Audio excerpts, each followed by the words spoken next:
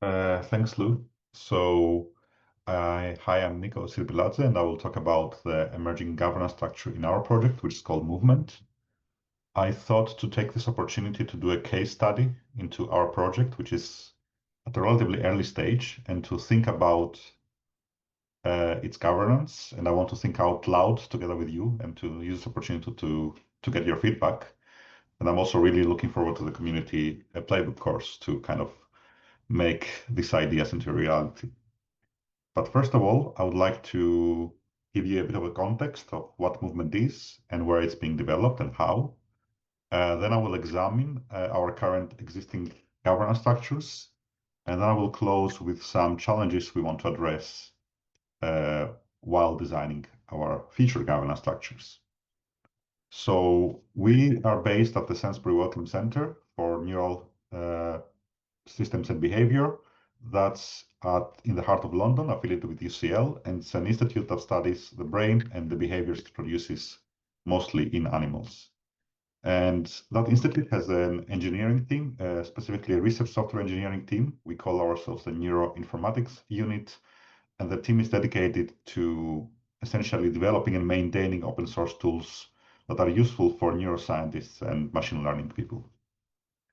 And one of the areas that we focus on is animal behavior, because a lot of researchers at our institute study animal behavior. And this field has been revolutionized in the last decade or so by AI, and people use a technique which is called markerless pose estimation. This simply means that people identify a predefined set of key points that represent body parts of animals, and then they train neural networks to identify these body parts automatically in videos and track them over time. So this technique is absolutely fantastic and has kind of democratized the field, and a lot of scientists are using this technique. And movement emerged kind of out of that revolution as a toolbox to kind of analyze that sort of data. So movement loads data from a bunch of different computer vision tools, this kind of motion tracking data. It represents it as a unified data structure, and then it helps scientists to clean the data, visualize it, and analyze it to quantify aspects of the animal behavior. So who is involved in movement so far? I took the inspiration from yesterday's session, and I engaged in a bit of stakeholder identification myself. So this is my attempt at it, my first draft. So we have the Sainsbury Wellcome Center, which is represented by its senior leadership. And the leadership is essentially setting the strategy for the institute and is instructing our team, the neuroinformatics team, on basically what they want us to do. This could be an instruction to the head engineer of the team, which is Adam Tyson, and the strategy could be, we need more modular tools for analyzing animal behavior. Then Adam kind of translates that strategy into policy and recruits members of the team to work on specific projects. For movement, that would be me and two other engineers, Sophia and Jean-Quan, who are co-maintainers of the movement repository. And of course, there are other members of the team who work on other projects, but we coordinate and we try to stay aligned. Now, outside of this box of the neuroinformatics unit, there are other labs we collaborate with and other engineering teams. They may contribute to the project and we may consult them for aspects of the project. And in the wider community, there are contributors and users. So this is kind of everyone that's involved so far. And what's the approximate size of the project? As I said, the project is relatively new. It's like 2 to 3 years old in terms of active development. The statistic I'm most proud of is 26 code contributors so far, half of which are outside our university. And it's kind of on a steady growth trajectory. So we have some rudimentary elements of governance already, which are public on our website. This would be things like our license, code of conduct, and the community page, which lists the people involved, how to contribute to the project. It has statements on the project's mission, scope, and our design principles, and lists our public communication channels, which are GitHub, Zulip, which we use as a chat, forum chat, and our community calls, which happen on Zoom. So I think now the time is ripe for us to start thinking about governance. And I specifically like this definition of governance given by Toby Langell. Governance is the formalization of implicit norms and culture in order to scale collaboration. I like the emphasis that this definition puts on formalizing implicit norms, because even if you think you don't have governance, you most certainly do. It's just that it's not documented. So I like the framing of like make the implicit explicit. But when we engage in that process, I think there are some pitfalls to avoid, to keep in mind. And the pitfalls I personally want to avoid are the following. Nobody likes excessive bureaucracy. So I think something that could help here is to make the process the backup plan, not the default plan. I'll give you an example. Let's say in our project, we take decisions by consensus. This doesn't mean that for every single issue I close or every PR I approve, I have to get explicit permission from the other two maintainers. This just means that if a disagreement arises or something major is to be decided, then we resort to consensus.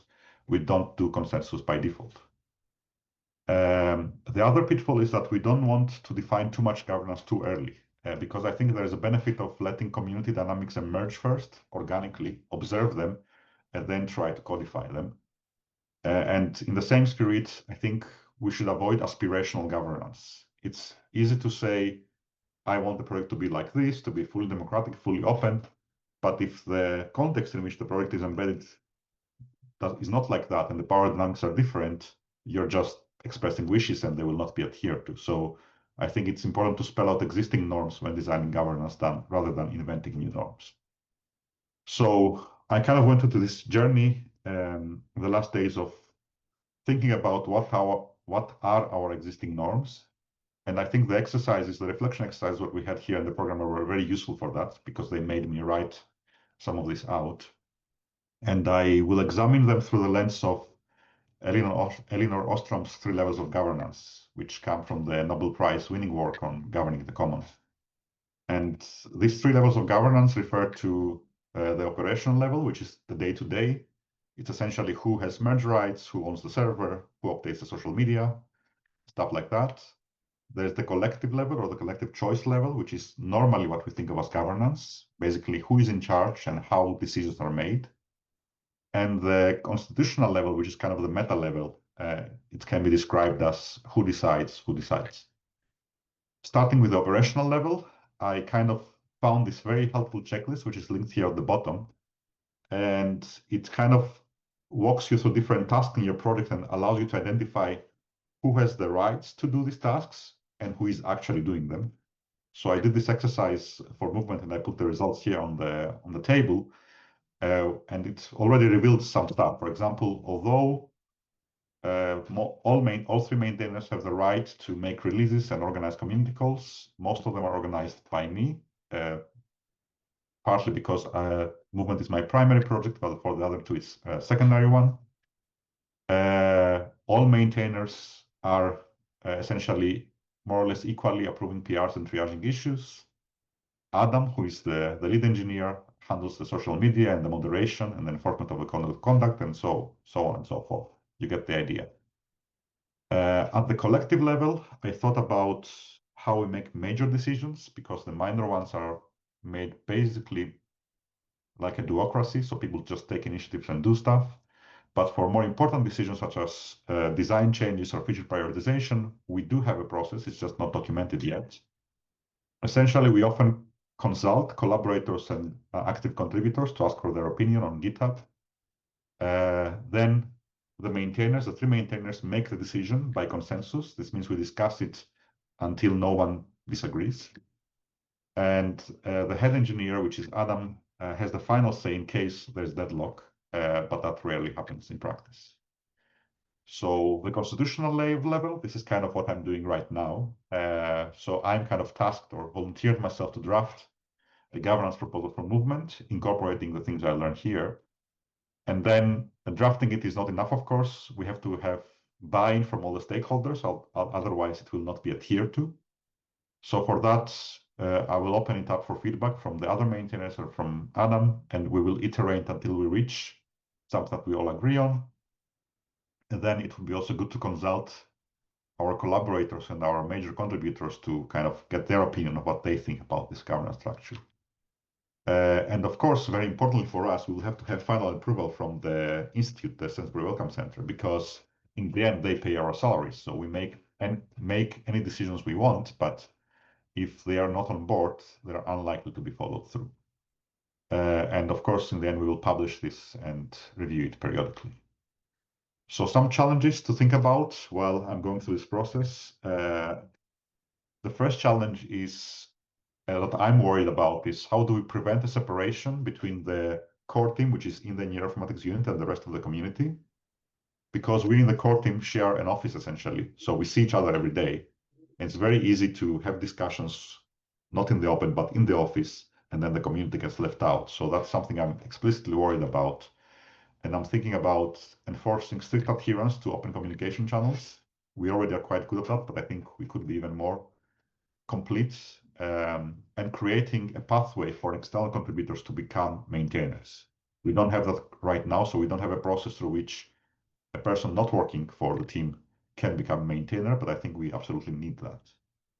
The second challenge I'm worried about is how the consensus-based decision-making will scale if the project grows and if the number of maintainers grows. And I think there are already solutions to this which have been discussed here. Maybe we move toward the circles model of having multiple teams which make their independent decisions, and then we have a council of representatives. Or we formalize the procedures for decision making, like we formalize a voting mechanism, for example, or we acknowledge the role that Adam, as the head engineer, has as a tiebreaker. Last challenge I worried about is kind of the existential one. What if the institute decides to pull funding or decides that they want to change direction and they want us to work on another project completely? I think we should safeguard against that by preparing a succession plan and putting it in place before that happens. Basically, a plan for making movement a community-driven project entirely. And I think for that to succeed, we will need to bring folks from the community already in at this stage, so that if that ever becomes relevant, there are folks who can take on the burden.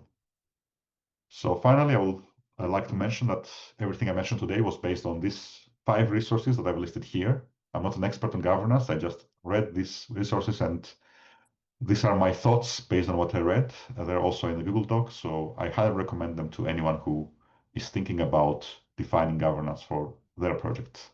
Thank you very much, and happy to take questions.